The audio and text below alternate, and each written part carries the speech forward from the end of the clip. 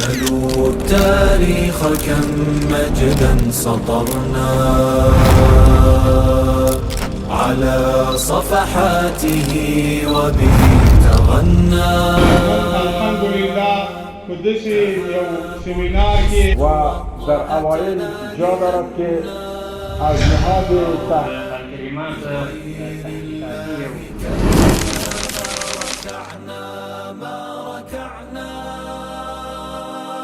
دومره دا چې د امت په کچه باندې یو سالم او صالح قیادت ضرورت ده.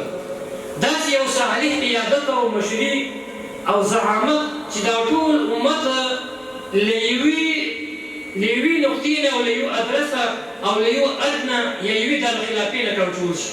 ګټې دا مسله په دې وخت کې سخته ده، ډېره مشکله چې دغه تیت او پالکه دا په 500 ممالکو باندې ویشل شوی امت بیا سړی سره ګنډي او یو کوي، دا سخت کار ده.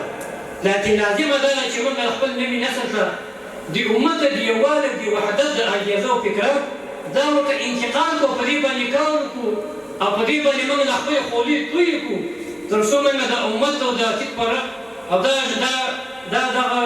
دا ورک امت دا بیا را پیدا کړو، دا سره یو کړو، متحد یې کړو.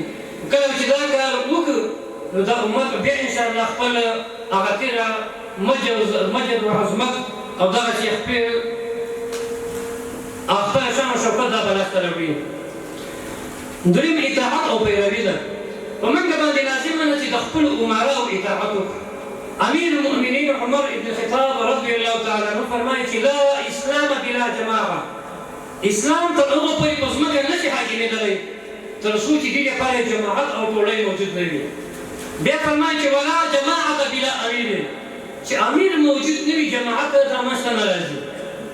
بیا فرمایي چې ولا طاعت بلا امیر، بیا دا خبره کوي چې کله اطاعت موجود نه وي نو امیر نشي پایېدلی.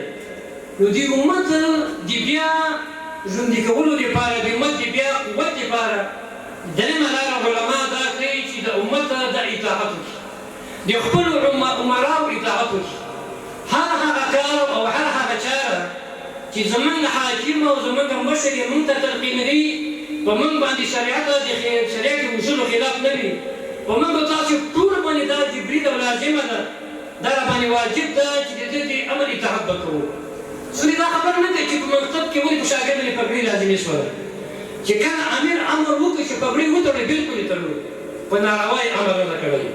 چې کله امیر ته په یوه مسئله کې چې هغه مسله مباح کار وي، خو چې امیر باندې امر وکړ د ده امر منل باندې واجب دي، راباندې فرض دي، نو څوک یې نه کوي ګناهګار ده. نو د امت د بقا دپاره، د امت د بیا عزت دپاره درېیمه لاره چې ده هغه په معروفاتو کې، په نیکیو کې د خپل امیر اطاعت کول دي. وبه تغنى تهاب الأسد وطأتنا لأننا لغير